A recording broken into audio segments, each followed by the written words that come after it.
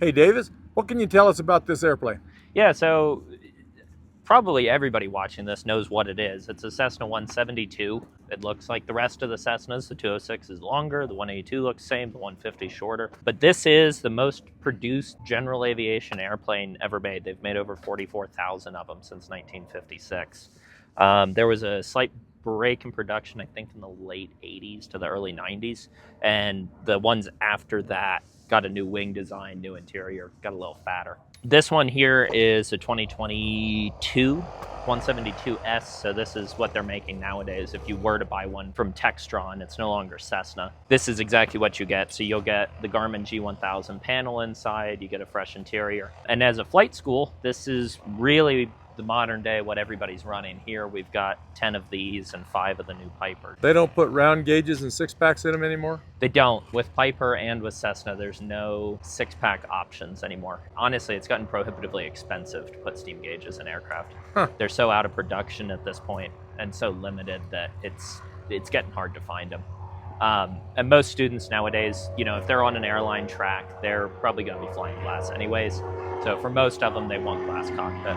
In the front, you've got an IO 360. I believe it's the most produced GA engine out there. It's a 180 horsepower 4-cylinder in the 172. It's the same engine that they use in the Piper Cherokees, the Piper Archers. Moonies have them. Pretty much every manufacturer uses this same engine. And then you've got a Macaulay 2-blade fixed pitch propeller. So when you're flying it, you just have the mixture and the throttle. No constant speed propeller. In the 172, you have to go up to the 182 to get that. Standard tricycle gear, it's affixed to the firewall, same as you would have in all of the tricycle gear Cessnas. 2 doors, which is nice compared to the Piper, so you don't have to crawl through. And then, yeah, other than that, it's a Cessna. It's a high wing, it's got wing struts, and it flies like a Cessna. Great learning platform. I think we're putting about 2,000 hours a year on this airplane. And it's amazing the beating that these things can take. Anybody who's been a CFI or been in the flight school world or been through flight training knows that bad landings happen. And these things are immensely robust to them.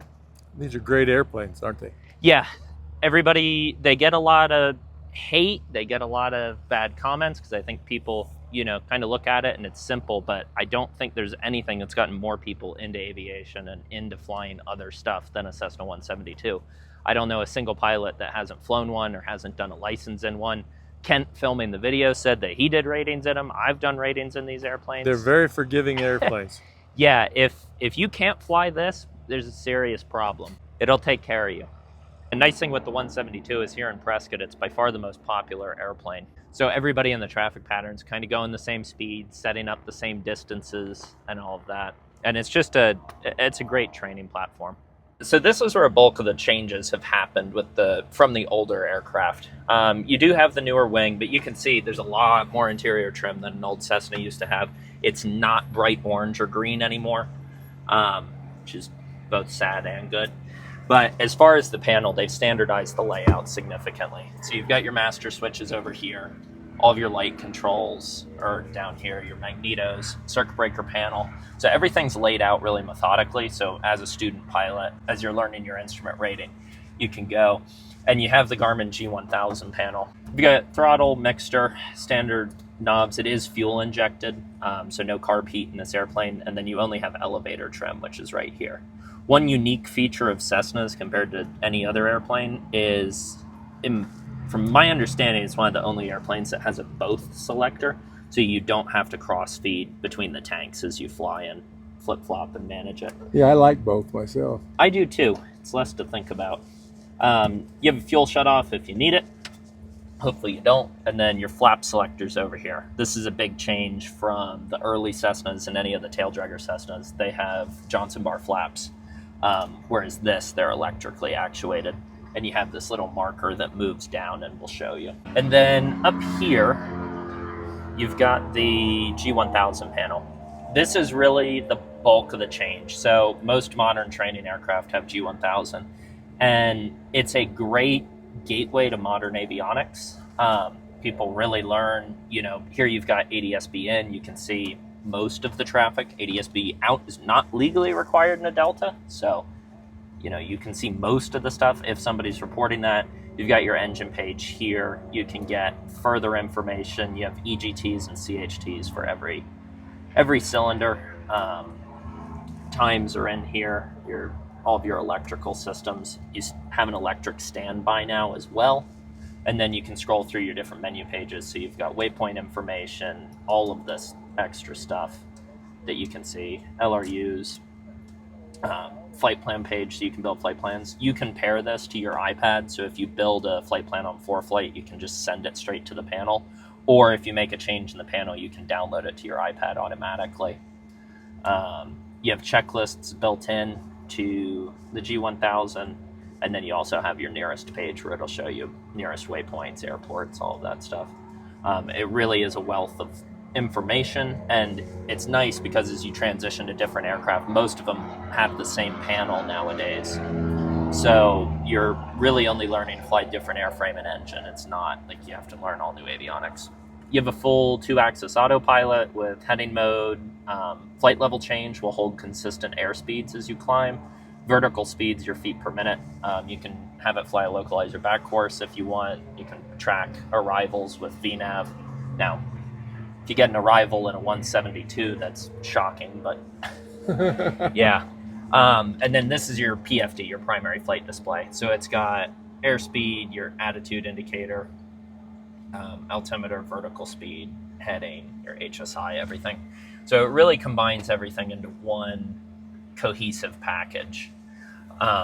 As you get into the older 172s, you can get into, there's other manufacturers of avionics or Garmin as well with their retrofit. But the nice thing with Garmin is it's kind of like Apple. One system works like the rest of them. So if you understand how it works, you'll probably be able to figure it out pretty quick. So the G1000's just it's like the iPhone. Everybody's running one nowadays. But yeah, it's a great system. And in the Cessna 172 with the G1000, there's not much better from a flight training perspective to be able to take somebody from day one, having never flown an airplane, to being a CFI or a commercial pilot ready to go find a job. It can be a hindrance because it makes people look inside and you can become really reliant on it. If you've only ever flown a G1000, I strongly suggest you go get a couple hours in a 6-pack and get used to that kind of flying, or at least experience it. And flying a 6-pack, you look outside significantly more than you will flying a glass cockpit. And you can fight that tendency and all that, but naturally your eyes are going to be drawn inside with this. This is a different airplane, folks. Yeah, so this is a 1968 172 with standard 6-pack gauge analog engine. So this is kind of the start of where the 172 started. What you guys saw in the video is the end of the 172 line. But there's tons of these still flying. As I said at the start, they made over 44,000 172s. And airplanes, unlike cars for the most part, it's very common to swap engines out, swap avionics out, and really retrofit them. So there's tons of these airplanes left flying. And if you've only ever flown the new ones, I urge you, please go get an old one with a 6-pack and go fly them a little bit and see what flying in a 6-pack is about, because they do fly differently. And it may be something that you really enjoy. Now, would you say this old one outperforms that new one with a glass panel or not? It will, simply because of weight. Airplanes at the end of the day are heavily, it's all about your weight and balance, just like any machine. There's a reason that my motorcycle will outperform a 1,000 horsepower car, because it's light. And this airplane is a good 400 pounds lighter than the new 172 because it's got this lovely creamsicle interior and no avionics and all of the old stuff. It just doesn't have the same capability. But, on the flip side of that, that new 172 can go fly into the marine layer in Southern California and get down to ILS minimums, the same as a regional jet. Right. Whereas this airplane, it has to be VFR for you to go fly this. Yeah, if you're interested in renting this airplane or getting flight training here in Prescott, LeighnorAircraft.com. We'll put it in the bio. And we do everything from day one private through to your ATP. We're also a Part 135 charter with these. So if you want to take a tour of the area, see the Red Rocks, the Grand Canyon, give us a call. Very good. All right. Well, thank you. Yeah, thank you.